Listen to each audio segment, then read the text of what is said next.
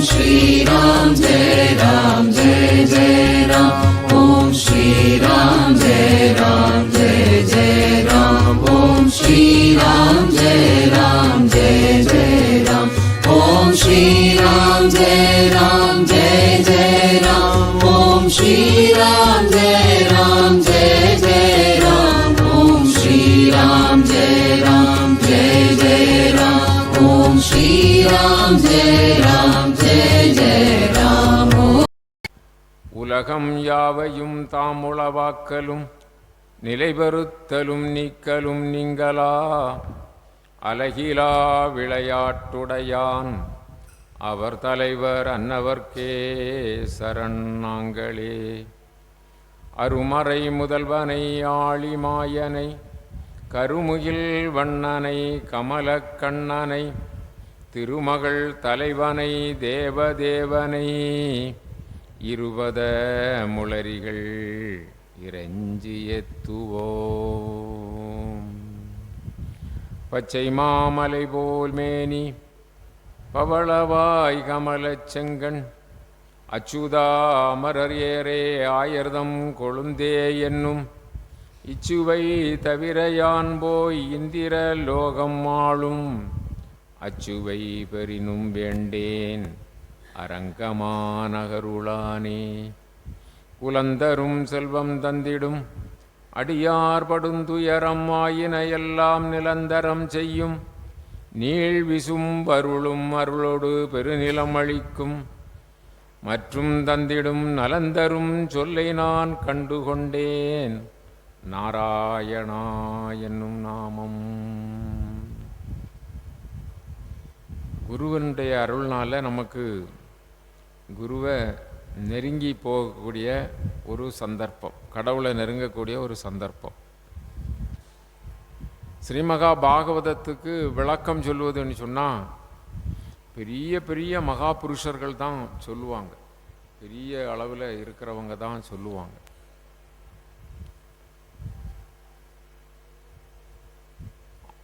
நாமெல்லாம் அவர்களுடைய கால் தூசுக்கு கூட ஒப்பாக மாட்டோம். ஏனென்றால் பகவானுடைய சாநித்தியத்திலே இருக்கிற மகா பெரியவர்கள் தான் இதை கேட்பாங்க, இதை சொல்லுவாங்க, இதை படிப்பாங்க. வள்ளலார் சொன்னது போல மலத்திடையே புழுத்த சிறு புழுக்களிலும் கடையேன் வன்மனத்து பெரும்பாவி வஞ்சனஞ்ச புலையேன் என்று சொல்லுது மாதிரி நமக்கும் பகவான் அந்த சந்தர்ப்பத்தை தந்திருக்கிறார். உங்களையெல்லாம் பார்க்கின்ற பொழுது இவ்வளவு சிரத்தையா இங்கு இருந்து முதல் நாள் மகாத்மிய நிகழ்ச்சியிலே வந்து கலந்திருந்து ரொம்ப ஆர்வமாக இருக்கிற உங்களை பார்க்கின்ற பொழுது நீங்களெல்லாம் தெய்வீக சம்பத்து உடையவர்கள். உங்களுடைய திருவடிகளையெல்லாம் வணங்கணும். இது பெருமைக்கோ அல்லது வேறு ஒரு போற்றுதலுக்கோ சொல்வது இல்லை, நிஜம் அதுதான். அப்படி பாகவதாள் பக்தர்களையெல்லாம் வணங்கி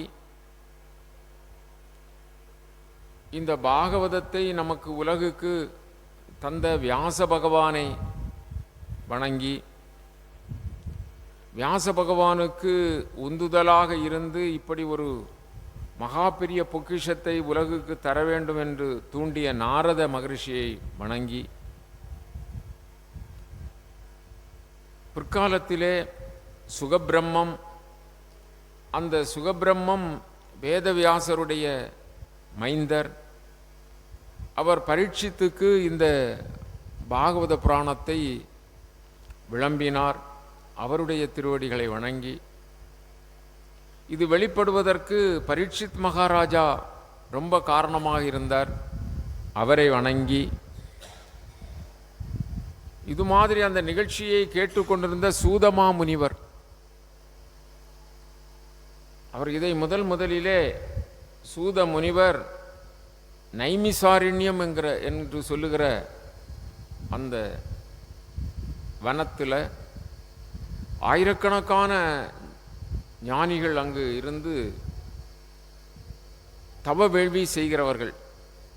அந்த இடத்திற்கு சூத முனிவர் சென்றார். அவரிடம் கதை சொல்வதிலே அவர் வல்லவர். ஆகவே அவரிடம் கேட்கிறார்கள் சௌனகாதி முனிவர்கள். சௌனகர் அவர்தான் அதனுடைய முதன்மையானவர். அதனால் சௌனகாதி முனிவர்கள் என்று சொல்வார்கள். அப்படி கேட்க இந்த ஸ்ரீமகா பாகவதத்தை சொல்லுகிறார். ஸ்ரீமகா பாகவதத்தினுடைய மேலான தன்மையை பிரம்மதேவர் கூட வியந்து உள்ளார். பிரம்மதேவருக்கு பகவான் இயல்பாகவே ஸ்ரீமன் நாராயணமூர்த்தி சொல்லி இருக்கிறார் ஸ்ரீமகா பாகவதத்தை. அந்த மகா புராணத்தினுடைய தன்மையை பிரம்மா எப்படி பிரமித்தார் என்று சொன்னால், பரீட்சித் மகாராஜா 7 நாளிலே தன்னுடைய உயிர் போகின்ற தருணம், அவருக்கு ஏற்பட்ட சாபம். அதனால் தட்சன் என்று சொல்லுகின்ற பாம்பு தீண்டி அவர் இறந்து போவார் என்று சொல்லுகின்ற அந்த சாபத்திலே இருக்கிறார். ஆகவே அவருடைய உயர்ந்த தன்மை என்றுதான் சொல்ல வேண்டும். நாமெல்லாம் ஏதோ ஒரு ஆபத்து வரப்போகிறது என்று சொன்னால் அந்த ஆபத்தை எண்ணியே நாம் நம்முடைய உயிரை தியாகம் செய்து விடுவோம், அல்லது நாம் பயந்து போய் விடுவோம். ஆனால் அந்த பரீட்சித் மகாராஜா அவர் சிறப்புக்குரியவர். அவர் தன் தாயின் வயிற்றிலே இருக்கின்ற பொழுதே ஸ்ரீமன் நாராயணமூர்த்தியை தரிசனம் செய்திருக்கிறார். அப்படிப்பட்ட ஒரு கருவிலே திருவுடையவர். ஆகவே அவர் தட்சனுடைய சாபம், அப்படி முனிபுங்கவருடைய சாபம் இருக்கிறது என்று தெரிந்து அவர் நாட்டை விட்டு நதிக்கரை தீரத்திலே, யமுனை நதி தீரத்திலே வந்து இறைவனை நினைந்து நம்முடைய வாழ்வை விட வேண்டும் என்று நினைத்து கொண்டு அங்கு வருகின்ற பொழுது அவருக்கு தற்செயலாக, அதுதான் நமக்கு இறைவன் கொடுக்கக்கூடிய ஒரு வரப்பிரசாதம். யார் வருகிறார்? சுகபிரம்மம் வருகிறார். சுகபிரம்மம் அங்கு வந்து இவருக்கு 7 நாட்கள் ஸ்ரீமகா பாகவதத்தை சொல்லுகிறார். அது 7 நாட்கள் ரொம்ப சிறப்பாக அன்ன ஆகாரமின்றி நீர் கூட அருந்தாமல் பரீட்சித் மகாராஜா அதை கேட்டார். அதனால் அவருக்கு முக்தி கிடைத்து அவர் இந்த உடல் நான் அல்ல என்ற நிலையை அடைந்து, இந்த உடல் எப்படி போனால் என்ன, நான் அழியாதவன் என்பதை உணர்ந்து அந்த உயர்ந்த வைகுந்த பதவியை அடைந்தார். இதை அறிந்த பிரம்மதேவர் பிரம்மலோகத்திலே ஒரு பெரிய தராசை ஏற்படுத்தி, அந்த தராசிலே ஒரு பக்கம் யோக மார்க்கமான ஞான மார்க்கமான சாதனைகள் அத்தனையும், அதை சொல்லுகின்ற நூல்கள் அத்தனையும் எடுத்து வைத்து, மறுதட்டிலே ஸ்ரீமகா பாகவதத்தை வைத்து எடை போட்டார். எது மேலானது அப்படின்னு பார்ப்பதற்கு. அப்பொழுது அந்த ஸ்ரீமகா பாகவதம் இருந்த அந்த தராசு தாழ்ந்துதான். ஸ்ரீமகா பாகவதம் அப்படி என்று சொல்லுகின்ற பொழுது அது நம்முடைய வினைகளை மாற்றக்கூடியது. இங்கு படித்து கொண்டிருக்கின்ற பொழுது நீங்கள் கவனித்திருப்பீர்கள், அது ரொம்ப பாவங்களை அகற்றக்கூடியது, நமக்கு மேன்மேலும் பக்தியையும் ஞானத்தையும் வைராக்கியத்தையும் கொடுக்கக்கூடியது. சுகபிரம்ம மகரிஷி பரீட்சித் மன்னருக்கு சொல்ல, ஸ்ரீமகா பாகவதத்தை சொல்ல முற்பட்ட பொழுது தேவர்களெல்லாம் அமிர்தத்தை எடுத்துக்கொண்டு அங்கு வந்திருக்கிறார்கள். அமிர்தத்தை எடுத்துக்கொண்டு வந்து மகரிஷியினுடைய திருவடியிலே விழுந்து, நாங்கள் இதை சாப்பிட்டால் சாவே இல்லை என்று சொல்லுகின்ற இந்த தேவாமிர்தத்தை பரீட்சித் மகாராஜாவுக்கு கொடுக்கிறோம். அவர் சாவிலிருந்து விடுபடட்டும், அதே நேரத்தில் எங்களுக்கு ஸ்ரீமகா பாகவதம் என்று சொல்லுகின்ற இந்த ஞானாமிர்தத்தை எங்களுக்கு கொடுங்கள் அப்படி என்று கேட்டிருக்கிறார்கள் தேவர்கள். ஆனாலும் தேவாமிர்தமே கொடுத்தால் கூட இந்த பாகவத அமிர்தம் உங்களுக்கு இல்லை, கிடைக்காது, அது பரீட்சித்துக்குத்தான் என்று சொல்லி தேவர்களுக்கு கூட கிடைக்கவில்லை. ஆகவே இந்த பாகவதம் நடைபெறுகின்ற இடங்களிலெல்லாம் தேவர்கள் எல்லோரும் வந்து இடம்பெறுவர்.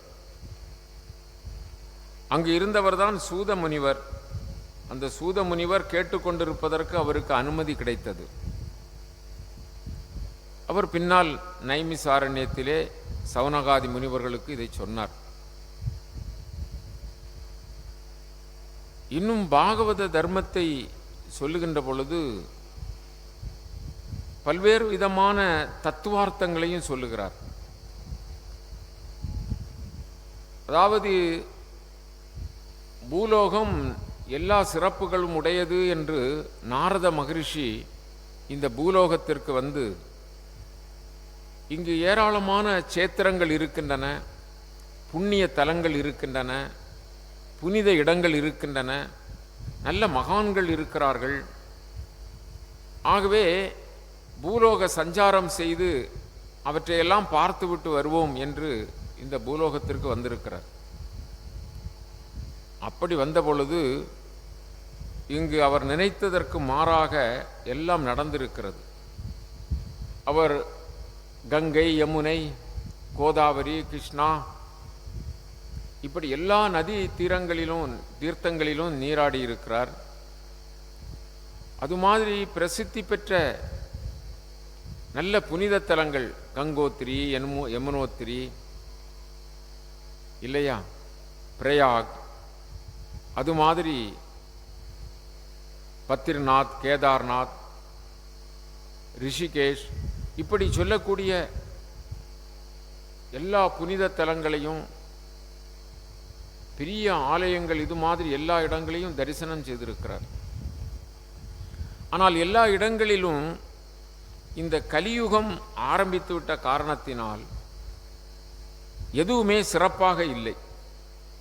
வேதம் படித்தவர்கள் வேதத்தை விற்பனை செய்தார்கள். அந்தந்த தொழில்கள் உடையவர்கள் அதை பணத்தை தான் பெரிதாக நினைத்து தர்மத்தை விட்டார்கள். பொருட்களிலே கலப்படம் செய்தார்கள். இப்பொழுது இருப்பதை பார்க்கிறோம் அல்லவா? எல்லா விதத்தில் கூட சின்ன தின்பண்டங்கள், மாம்பழம் முதல் நமக்கு சுத்தமாக கிடைப்பதில்லை.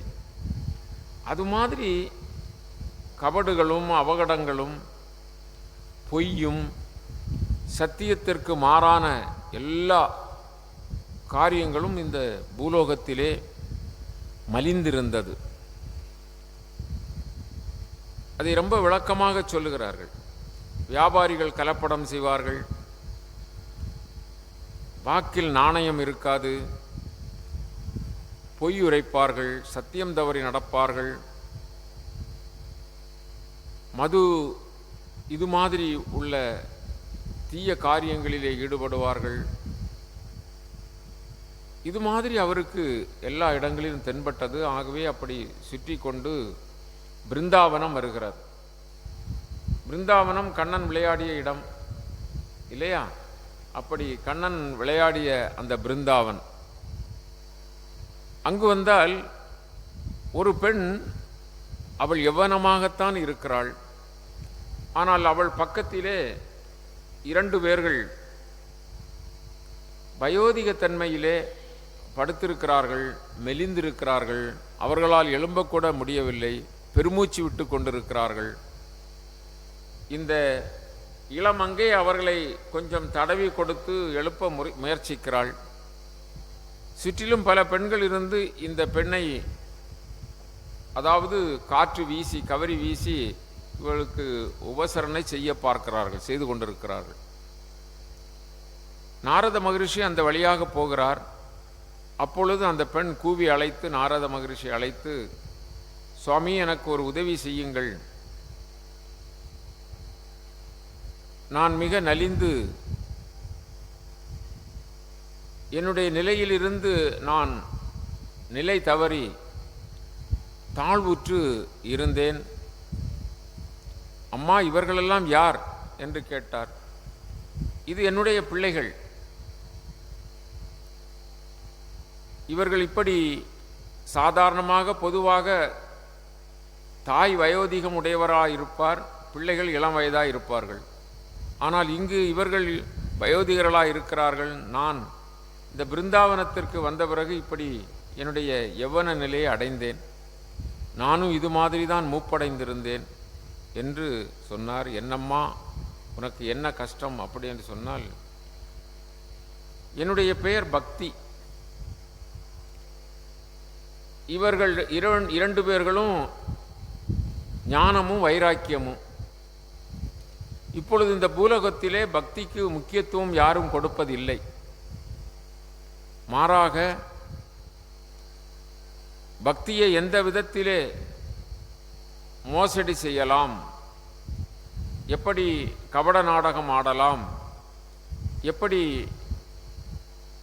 அதை ஒரு வியாபார பொருளாக ஆக்கலாம் என்று மக்கள் பக்திக்கு மதிப்பு கொடுக்காமல் எல்லா இடங்களிலும் என்னை தூஷணம் செய்கிறார்கள். அதனால் நான் வாழ்விழந்து விட்டேன். அதுபோல யாரிடமும் வைராக்கியமும் இல்லை, ஞானமும் இல்லை. ஆகவே இவர்கள் மெலிந்து விட்டார்கள். இந்த பக்திக்கும் ஞானத்துக்கும் வைராக்கியத்திற்கும் பூலோகத்தில் இடமில்லாமல் ஆகிவிட்டது. ஆகவே நாங்கள் இப்படி கஷ்டப்படுகிறோம், எங்களுடைய கஷ்டத்தை நீங்கள் நீக்க வேண்டும் அப்படி என்று சொல்லி கேட்டார்கள். மகரிஷியே, எனக்காக கொஞ்சம் நேரம் ஒதுக்கி இங்கே நிற்கலாமா? எங்களுக்கு வேண்டிய உதவிகளை நீங்கள் செய்வீர்களா அப்படி என்று கேட்டார். சரிம்மா, உனக்கு இது கண்ண பரமாத்மா விளையாடிய இடமாச்சே, இந்த பிருந்தாவனத்தில் உனக்கு கிடைக்காததா? நான் உனக்கு உன்னுடைய கவலையை நீக்குகிறேன் அப்படி என்று சொல்லி பல புனித தலங்களுக்கெல்லாம் சென்று அவளுக்காக அவர் அந்த பக்திக்காக வேண்டுதல் வைத்தார். ஆனால் ஒன்றும் நடக்கவில்லை, எந்த சிறப்பும் இல்லை. இந்த படுத்திருக்கின்ற இவர்களை எழுப்பலாம் என்று சொல்லி ஸ்ரீமத் பகவத்கீதையை அவர்கள் காதிலே ஓதினார். அது மாதிரி பல நூல்களை, மிக சிறப்புக்குரிய உபனிஷத்துக்கள், வேத மந்திரங்கள், இவைகளையெல்லாம் அந்த முதியவர்களாக இருக்கின்ற அவர்கள் ஞானம் வைராக்கியம் அவர்கள் காதிலே ஓதினார். ஆனால் அவர்கள் கொஞ்சம் புரளுவார்கள், கொஞ்சம் கண்ணை விழிப்பார்கள். ஆனால் அவர்களால் எழுந்திருக்க முடியவில்லை. அது மாதிரி அவர்களாய் ஒன்றும் செய்ய முடியவில்லை. நாரதருக்கு என்ன செய்யலாம்? இப்படிப்பட்ட மகோன்னதமான நூல்களை, ஞான நூல்களை படித்த பிறகும், தோத்திரங்களை பாடிய பிறகும், வேதத்தை உச்சாடனம் செய்த பிறகும் இவர்கள் எழுந்திருக்கவில்லையே. இவர்கள் அதே நிலையில்தானே இருக்கிறார்கள். இந்த பக்தி ஞானம் வைராக்கியத்திற்கு என்னதான் விடிவு காலம் என்று சொல்லி அவர் மிக மனங்கலங்கியவராக சென்று கொண்டிருக்கின்ற பொழுது அவர் முன்னிலையிலே சனகாதி முனிவர்கள் தோன்றுகிறார்கள். சனகாதி முனிவர்கள் நீங்கள் அறிவீர்கள். சனகர், சனந்தனர், சனாதனர், சனத்குமாரர்.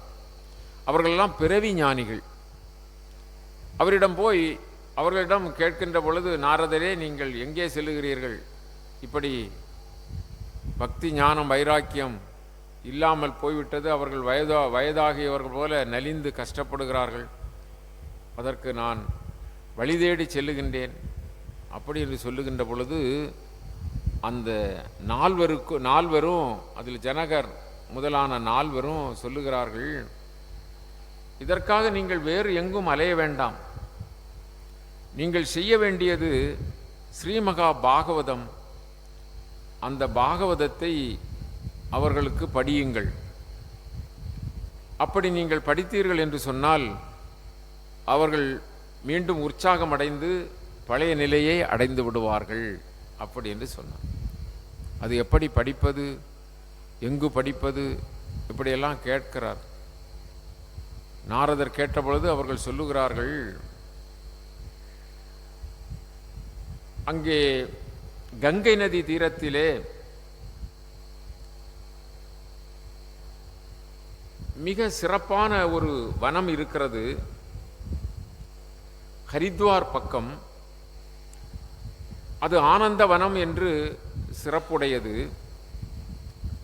அப்படிப்பட்ட ஆனந்த வனம், அங்கு எந்த காட்புணர்ச்சியும் இருக்காது, எந்த விதமான தீய எண்ணங்கள் அங்கு நிலவாது.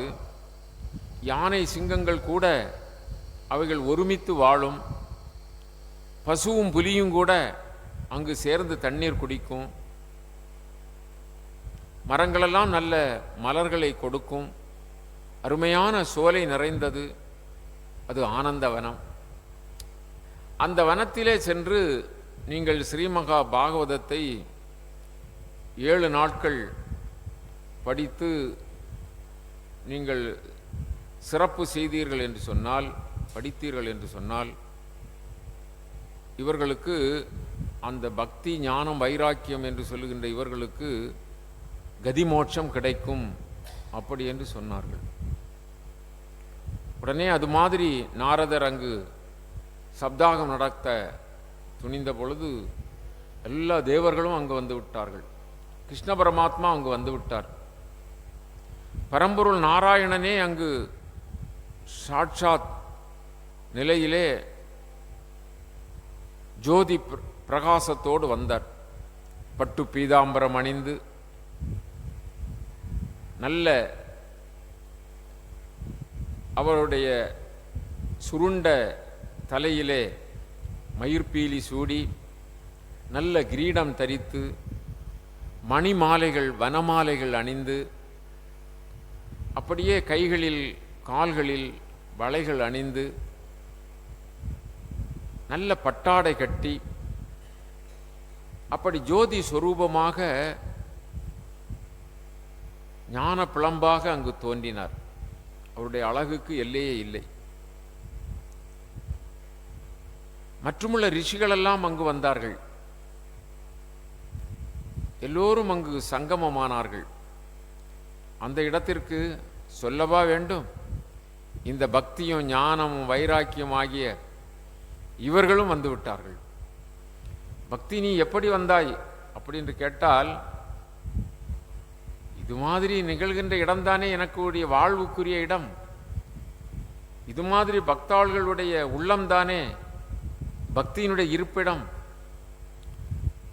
அப்படி மகிழ்ந்தார்கள் எல்லோரும். எல்லோருக்கும் அப்படி சிறப்புகளை செய்து அந்த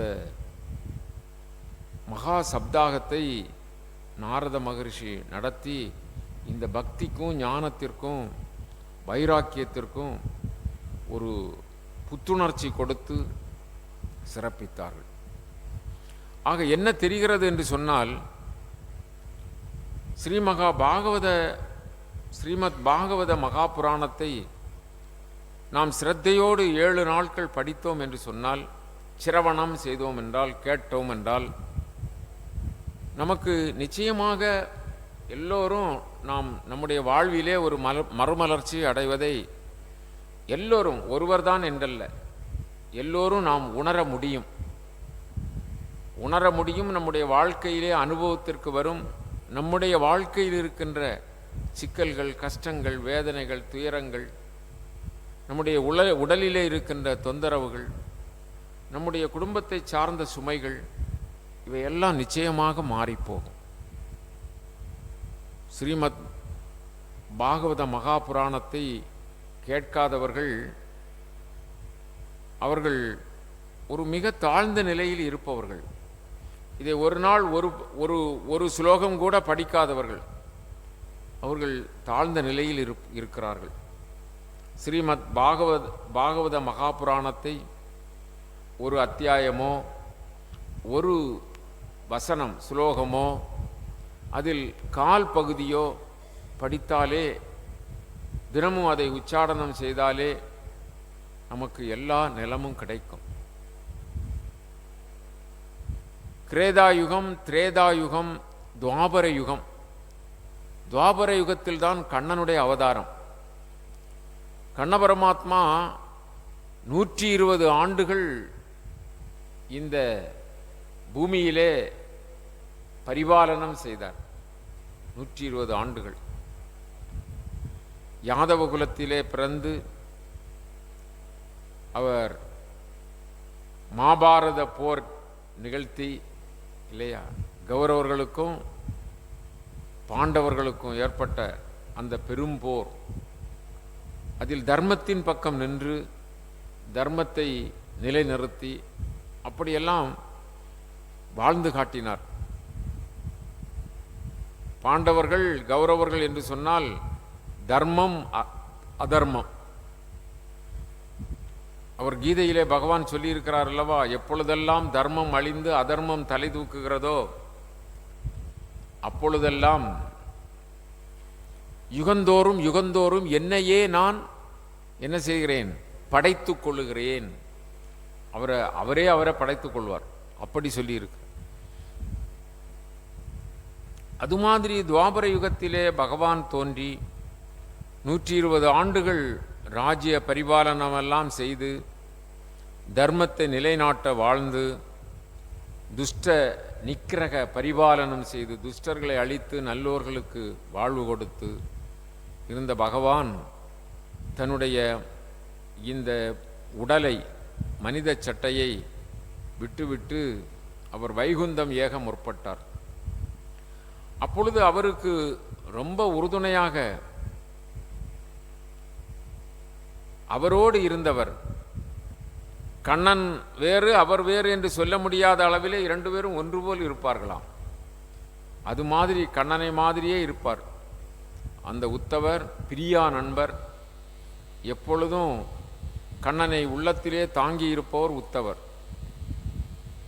2-3 பேர்கள் உண்டு, அதிலே ஒருவர் இந்த உத்தவர்.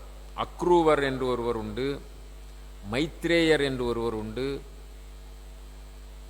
அது மாதிரி விதுரர் எல்லாம் பகவானுடைய நல்ல சிறப்புகளை எல்லாம் அவர் வாழ்ந்திருந்த காலத்திலே தெரிந்து கொண்டு அவரோடு ரமித்து இருந்தவர்கள்.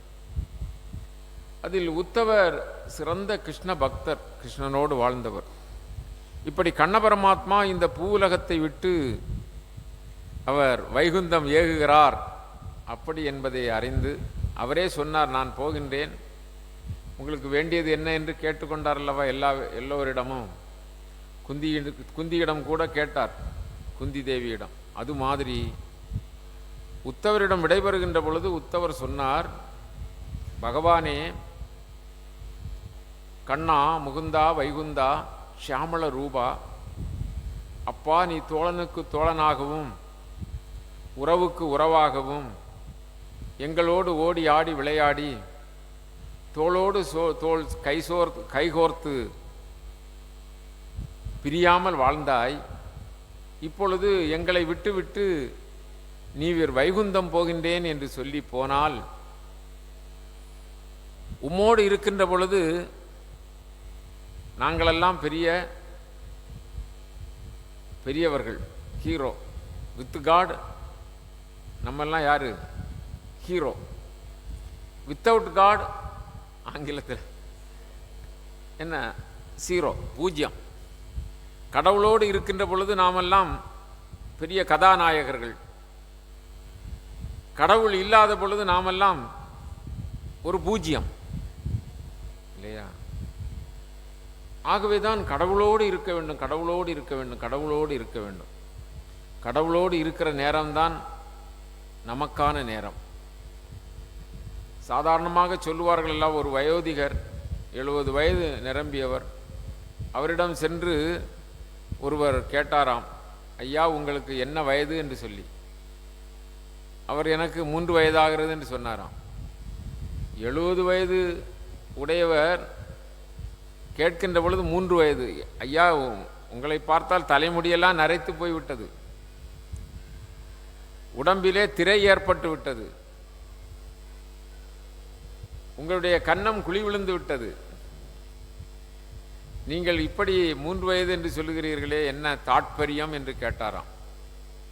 அதற்கு அவர் சொன்னாராம், நான் என்னுடைய வாழ்விலே என்னை கவனித்துக் கொள்ளுகின்ற அந்த பக்குவ நிலையை அடைந்த பிறகு, அதாவது கொஞ்சம் என்னை நான் உணர்கின்ற தன்மை வந்த பிறகு, நான் பகவானோடு கழித்த நேரத்தை எல்லாம் குறித்து வைத்திருக்கிறேன். ஆனந்த குருகுலத்தில் போய் ஸ்ரீமகா பாகவதத்தை கேட்ட நேரம் 2 மணி நேரம், இப்படி கோயிலுக்கு, உள்ளூர் கோயில், அங்கு சென்று பஜனை செய்த நேரம் 1/2 மணி நேரம், வீட்டில் நாமம் சொன்ன நேரம் 10 நிமிஷம், இப்படியெல்லாம் நான் குறித்து வைத்து கொண்டு கணக்கிட்டு பார்த்தால் மொத்த நேரம் என் வாழ்நாளிலே மொத்த நேரம் 3 ஆண்டுகள் தான் ஆகியிருக்குது. அவருக்கு 3 ஆண்டுகள், நமக்கு ஒரு அரை ஆண்டு கிடைக்குமோ என்னது தெரியாது. நமக்கெல்லாம் அவ்வளவு குறைவாகத்தான் நாம் கடவுளோடு இருக்கிறோம். அப்படி அந்த முதியவர் சொன்னாராம். அதுபோல உத்தவர் சொல்லுகிறார், உம்மோடு இருக்கின்ற பொழுது எங்களுக்கு பெரிய ஆனந்தம். இப்பொழுது நீங்கள் வைகுண்டம் சென்றீர்கள் என்றால் நாங்கள் யாரை நாடுவோம், யாரிடம் நாங்கள் எங்கள் கஷ்டங்களை சொல்லுவோம், யார் எங்களுக்காக உதவி செய்வார்கள்? நீங்கள் எங்களை விட்டு போகக்கூடாது, போகிறீர்களே, நாங்கள் இனி எங்களுடைய சஞ்சலங்களை எல்லாம் எப்படி தீர்த்து கொள்வோம், மக்களெல்லாம் எப்படி கஷ்டப்படுவார்கள் அப்படி என்று கேட்டாராம். அதற்கு பகவான் சொன்ன ஒரே வார்த்தை, உத்தவரே கலங்காதீர்கள், நான் ஸ்ரீமத் பாகவத மகா புராணமாகவே இருக்கின்றேன். அது இருக்கின்ற அந்த அச்சரங்கள், அந்த புத்தகம், அவ்வடிவாகவே நான் இருக்கிறேன். என்னை தேட வேண்டுமென்றால், என்னை பார்க்க வேண்டுமென்றால் ஸ்ரீமத் பாகவத மகா புராணத்தை பார்த்தால் போதும். அப்படி என்று சொல்லி பகவான் நாராயண பரம்பொருளே, கிருஷ்ண பரமாத்மாவே உத்தவருக்கு ஸ்ரீமத் பாகவத மகா புராணத்தினுடைய பெருமையை, பகவான் தவிர இது வேறு ஒன்றுமில்லை. அதனால் இன்றைக்கெல்லாம் ஒரு 10 நபர்களுக்கு மேலே, இதற்கு முன்பு 10-25 நபர்கள் நமக்கு ஸ்ரீமத் பாகவத புராணத்தை வாங்கியிருக்கிறீர்கள். இன்றைக்கு ஒரு 10 பேர் புதிதாக வாங்கியிருக்கிறார்கள். பாகவத புராணத்தை வீட்டிலே வைத்து ஒரு நமஸ்காரம் பண்ணி ஒரு பூவை வைத்துத்தான் வெளியே புறப்படுவார்கள். அப்படி பாகவதாள்கள்லாம் இருக்கிறார்கள். ஏதோ புத்தகத்தை அலமாராவில் அடுக்கினேன் என்று சொல்லி ஸ்ரீமத் பாகவத புராணத்தை வைக்கக்கூடாது. அதற்கு உரிய மரியாதை கொடுத்து, அதற்கு ஒரு பலகையோ அல்லது பட்டு துணியோ வைத்து, அதில் வைத்து தினமும் ஒரு அதில் சொல்லியிருக்கிறபடி ஒரு ஸ்லோகத்தையோ 1/4 ஸ்லோகத்தையோ தினமும் படிக்கிற விதத்திலே எடுத்து படிக்க வேண்டும், அதை வணங்க வேண்டும். அது ஸ்ரீமன் நாராயணருடைய சுயமான சொரூபம் அப்படி என்று சொல்லி உத்தவருக்கு பகவானே சொல்லியிருக்கிறார். எத்தகைய தவறு செய்தவர்களாக இருந்தாலும், எத்தகைய தீங்கு செய்பவர்களாக இருந்தாலும், பெரிய பழிபாவங்களை செய்தவர்களாக இருந்தாலும், அது சொல்லுவார்கள் அல்லவா, கர்ம வினை என்று சொல்வார்கள் அல்லவா, பல ஜென்மங்களிலே பாவம் செய்தவர்களாக இருந்தாலும்,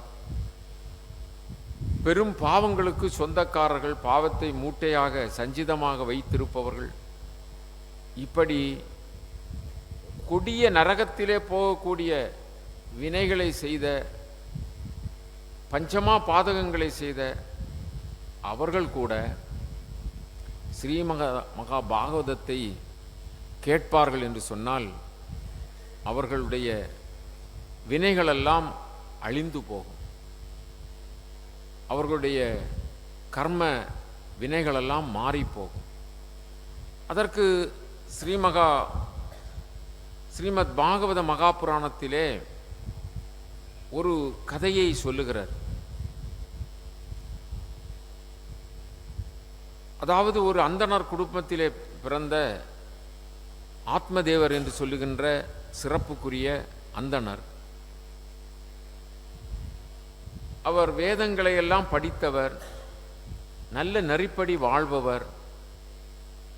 அவருக்கு சிறப்பான நற்குணங்கள் உண்டு. அவருக்கு திருமணமாகி இல்லற தர்மத்திலே புகுந்தார். அவருடைய மனைவியின் பெயர் துந்துலி. துந்துலி சாமர்த்தியமானவள், கெட்டிக்காரி. ஆனால் அதே நேரத்திலே வஞ்சக புத்தியுடையவள், பிடிவாதக்காரி, வேண்டாத காரியங்களை செய்பவள். இது மாதிரி அவளுக்கு அந்த தன்மையும் இருந்தது. நல்லவர்களாக இருப்பவர்களுக்கு தீய குணங்களும் சேர்ந்திருந்தால் அது நன்மை பயக்காது. இந்த தம்பதியர்களுக்கு நெடுநாட்களாக, பல வருடங்களாக பிள்ளை பேர் இல்லை. அவர்கள் வீட்டிலே வளர்க்கின்ற பசு, நாய், பூனை இவைகள் கூட அது கற்பம் எய்துவது இல்லை. இந்த ஆத்மதேவருக்கு ரொம்ப வருத்தமாகிவிட்டது. புத்திரன் இல்லாத வாழ்க்கை நல்லது அல்ல என்று சாத்திரம் சொல்லுகிறது.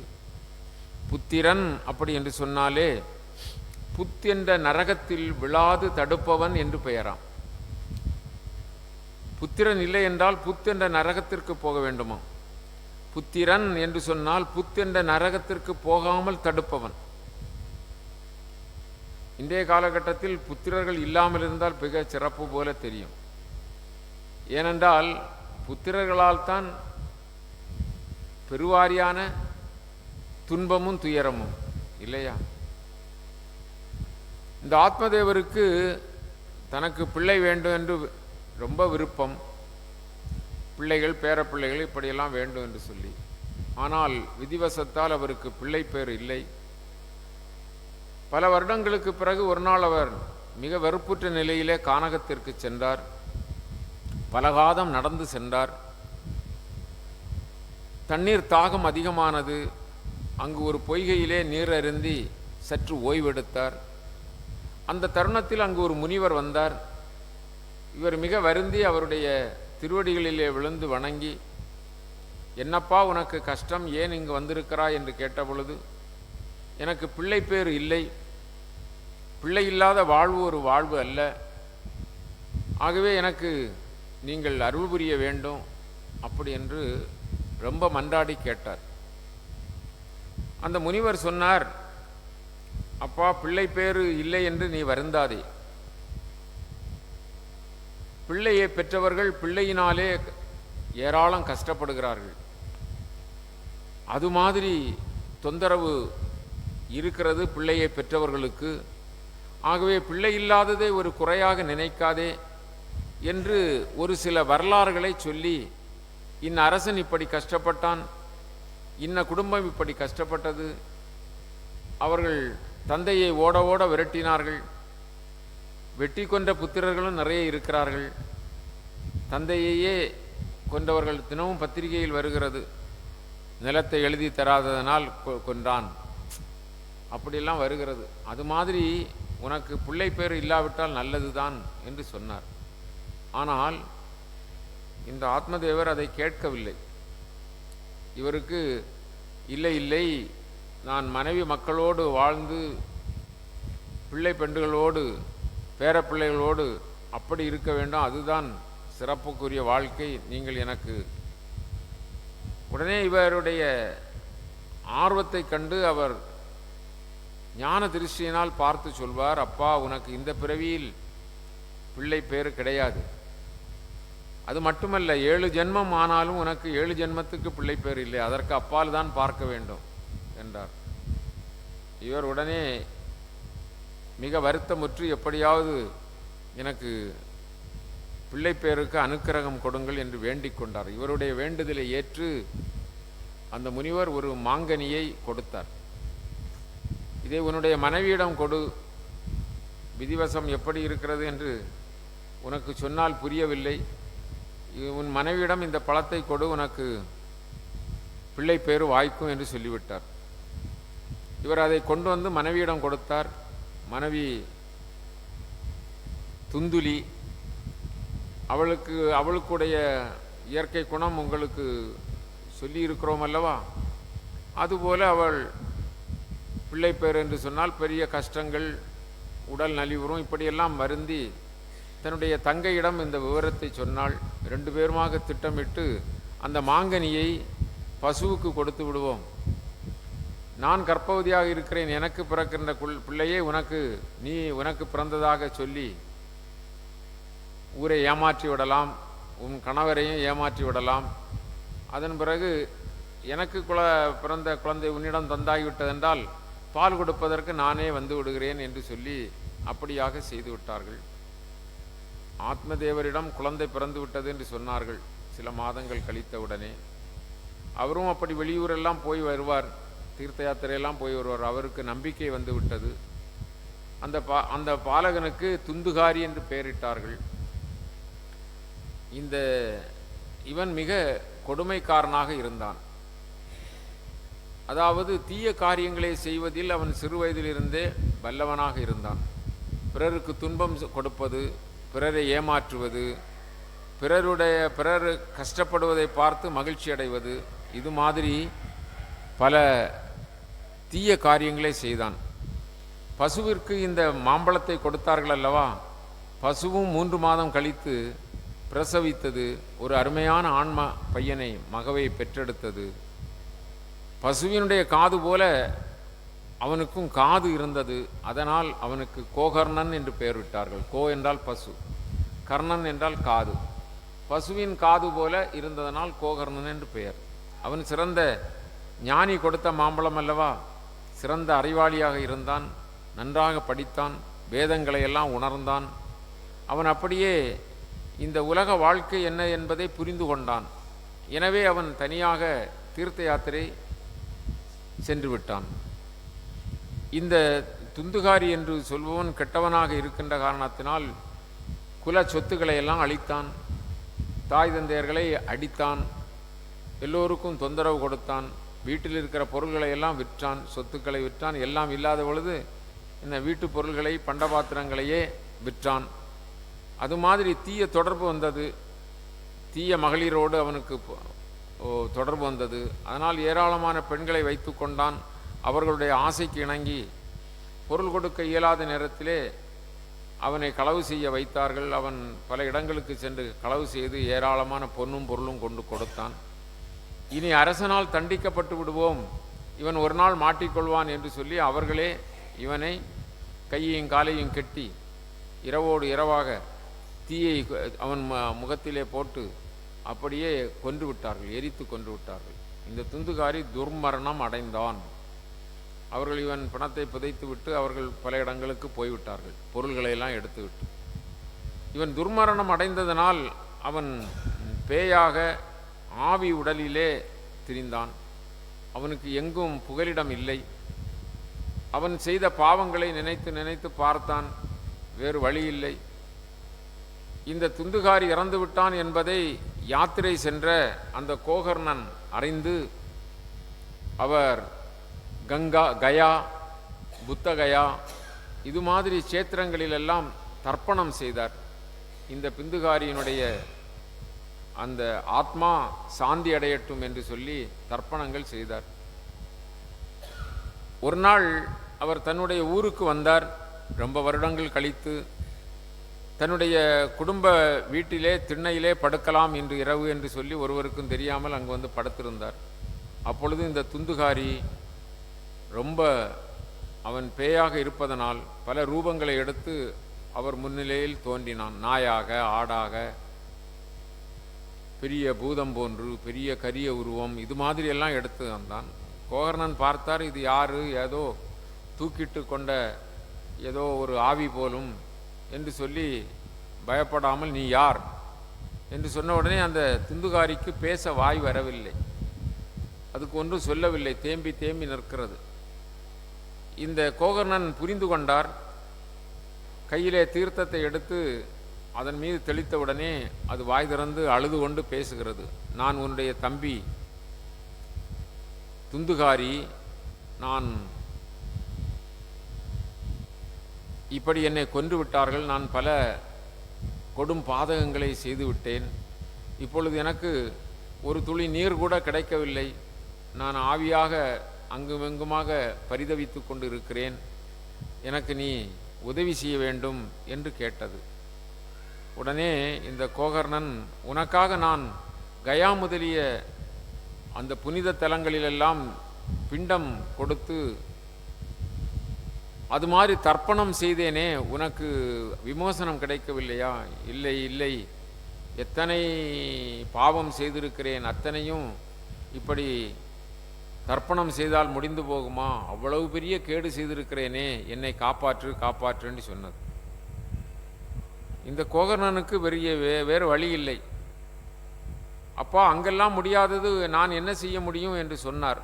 ஆனாலும் இந்த துந்துகாரி கேட்டுக்கொண்டபடி, யோசிக்கலாம், நீ போய் உன்னுடைய இடத்தில் இரு, நான் யோசிக்கிறேன் என்று சொல்லி அன்று முழுவதும் இரவிலே யோசித்தார் கோகர்ணன். மறுநாள் காலையிலே யோகீஸ்வரர் கோகர்ணன் பசுவயிற்றில் பிறந்தவர் அல்லவா, அந்த ஊர் மக்களுக்கெல்லாம் நன்றாக தெரியும். வந்திருக்கிறார் ஊருக்கு என்று சொன்ன உடனே எல்லா பெரியவர்களும் வந்தார்கள். படித்த மேதைகள், அறிவு சார்ந்தவர்கள், சாத்திரம் கற்றவர்கள், வேதங்கள் ஓதுபவர்கள், இப்படி பெரியவர்களெல்லாம் வந்து பார்த்தார்கள். யாரை? கோகர்ணனை. கோகர்ணனை பார்த்து விசாரித்து பிறகு கோகர்ணன் அவர்களுக்கெல்லாம் இந்த விவரம் சொன்னார். துந்துகாரி இப்படி பேய் உடலோடு பேயாக திரிகிறான், இப்படி வந்தான், என்ன செய்வது என்று சொல்லி யோசித்தார்கள். அவர்கள் ஒவ்வொரு காரியங்களை சொன்னார்கள். அதெல்லாம் ஒன்றும் சரியாக தெரியவில்லை. பிறகு அவர்களே ஒரு ஆலோசனை சொன்னார்கள். நமக்கெல்லாம் சாத்திரத்திலே இதற்குள்ள விதிமுறைகள் தெரியவில்லை, சூரிய பகவானை கேட்போம், சூரிய பகவான் சொல்லுவார் என்று சொன்ன உடனே கோகர்ணன் தன்னுடைய தவ வலிமையினால் சூரிய பகவானிடம் கேட்டார். சூரிய பகவான் எல்லோரும் அறியும்படியாக அசரீரியாக சொன்னார், அப்பா கோகர்ணா, நீ 7 நாட்கள் ஸ்ரீமத் பாகவத மகாபுராணத்தை நீ சான்றோர்களோடு சேர்ந்து அதை நீ சப்தாகமாக படித்தாய் என்று சொன்னால் 7 நாட்களிலே உனக்கு விமோசனம் கிடைக்கும் துந்துகாரிக்கு அப்படின்னு சொன்னார். சூரிய பகவான் சொன்னதற்கு இணங்க இவர்கள் அதை எப்படி நடத்துவது, எப்படி அதை செய்வது என்பதை தெரியாது இருந்த பொழுது நாரத மகரிஷி, சனகாதி முனிவர்கள் இவர்களெல்லாம் அங்கு வந்து அதற்கு விளக்கம் சொல்லி 7 நாட்கள் நடத்துகின்ற முறையை சொன்னார்கள். அதன்படி கோகர்ணன் 7 நாட்கள் இந்த ஸ்ரீமத் பாகவத மகாபுராணத்தை சப்தாகமாக படித்தார். நாளையிலிருந்து தான் நமக்கு என்ன ஆகிறது, அந்த ஆரம்பம், நாளையிலிருந்து தான் ஆரம்பம். இன்றைக்கு மகாத்மியம் மட்டும்தான். என்ன ஆச்சரியம் பாருங்கள், இவர் படிக்கின்ற பொழுது அந்த துந்துகாரி, அந்த ஆவி உடலிலே இருந்த அந்த துந்துகாரி எங்கிருப்பது என்று தேடி பக்கத்தில் இருந்த ஒரு 7 கணுக்கள் உள்ள மூங்கிலே வந்து உட்கார்ந்து கொண்டான்.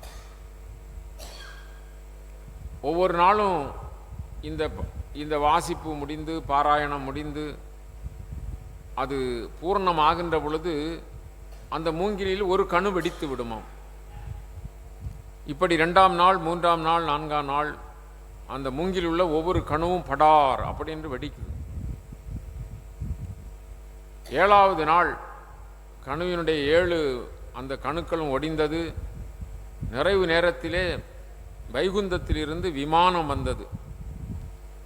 அங்கு வைகுந்தத்தில் பகவானுக்கு திருத்தொண்டு செய்கின்ற அந்த பார்சதர்களெல்லாம் கிருஷ்ணனைப் போல, ஸ்ரீ கிருஷ்ணனைப் போல அந்த ரூபம் உடையவர்கள் எல்லாம் வந்து இறங்கி விமானத்தை இறக்கிய உடனே அந்த துந்துகாரி அதில் ஏறிக்கொண்டான். விமானம் புறப்பட போகிறது. அந்த நேரத்தில் கோகர்ணன் கேட்டார், இவ்வளவு பேர் கேட்டிருக்கிறார்கள், துந்துகாரிக்கு மட்டும் எப்படி விமானம் அனுப்பப்பட்டிருக்கிறது என்று கேட்ட பொழுது துந்துகாரி மிக மிக கூர்மையான புத்தியோடு சிரவணம் செய்தான். ஏனென்றால் அவனுக்கு தேவை இருக்கிறது. அதாவது ஆத்ம பசி நமக்கு இருந்தால் நிச்சயமாக கடவுள் கிடைப்பார். இந்த துந்துகாரி அவ்வளவு பாவம் செய்தவன், பெரிய பாவம், அவனை மாதிரி வேறு யாரும் செய்திருக்க முடியாது. அது மாதிரி பாவம் செய்தவன் தான் செய்தது பெரிய பழிபாவம் என்பதை உணர்ந்து தனக்கு கிடைத்த தண்டனை பேயுடலோடு இருக்கிறோம், இப்பொழுது நாம் என்ன விமோசனம் அடைய வேண்டும் என்று சொல்லி நல்ல சிரத்தையோடு அன்ன ஆகாரமின்றி அவன் கேட்டான். அதனால் அவனுக்கு வைகுந்த அந்த பெருநிலை கிடைத்திருக்கிறது, விடுதலை கிடைத்திருக்கிறது. நீங்கள் வேண்டுமென்றால் இன்னும் ஒரு முறை ஸ்ரீமத் பாகவத மகாபுராணத்தை சப்தாகம் பண்ணுங்கள், சப்தாகம்னா 7 நாள் படியுங்கள் என்று திரும்பவும் சொன்னார். அதன்படி கோகர்ணன் படித்தார். கோகர்ணன் மீண்டும் சப்தாக நிகழ்ச்சியை வைத்தார். அதில் எல்லோரும் முன்பு அவர்களுக்கு ஒரு பாடம் இருக்கிறதல்லவா, அதனால் இப்பொழுது சிரத்தையோடு எல்லோரும் கேட்டார்களாம். எல்லோருக்கும் அந்த 7வது நாள் முடிந்தவுடனே வைகுந்த பதவி விமானத்திலே நிறைய பார்சல்கள் வந்து எல்லோரும் ஏறக்கூடிய 10 சீட்டு தான் இருக்கிறது, 20 சீட்டு தான் இருக்கிறதுன்னு இல்லை, என்ன எத்தனை பேர் ஏறினாலும் அந்த விமானம் என்ன செய்யும், ஏற்றுக்கொள்ளும்.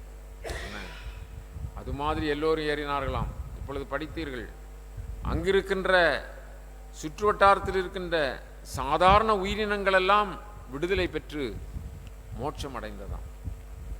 அதனாலே அன்பார்ந்த சகோதரர்களே, சகோதரியர்களே, அன்புக்கு உரியவர்களே, நம்முடைய பகவான் நமக்கு இன்றைக்கு ஒரு நல்ல சந்தர்ப்பத்தை தந்திருக்கிறார்.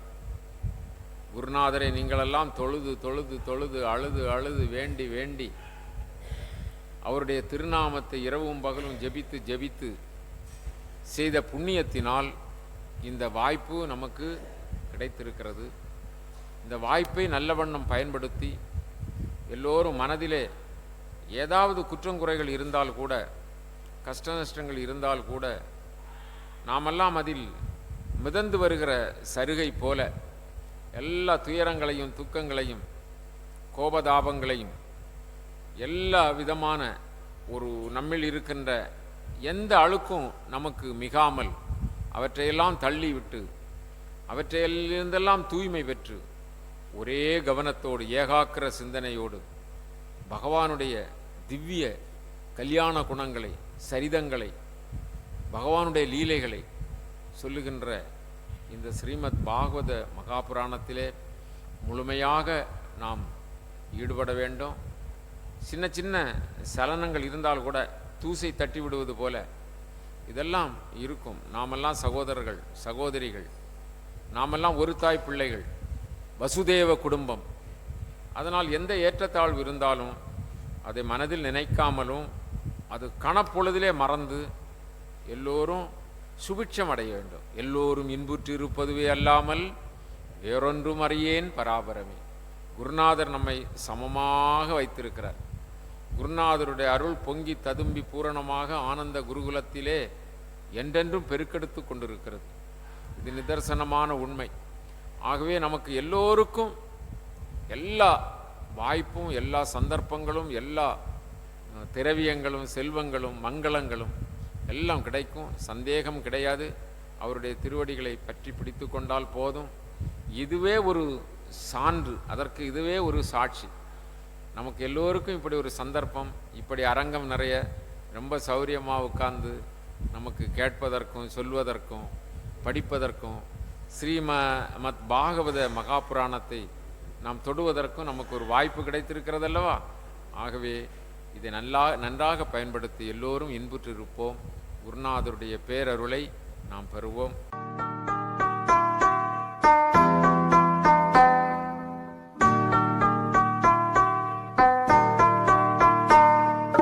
योगी राम सूरत कुमार जय गुरु राय।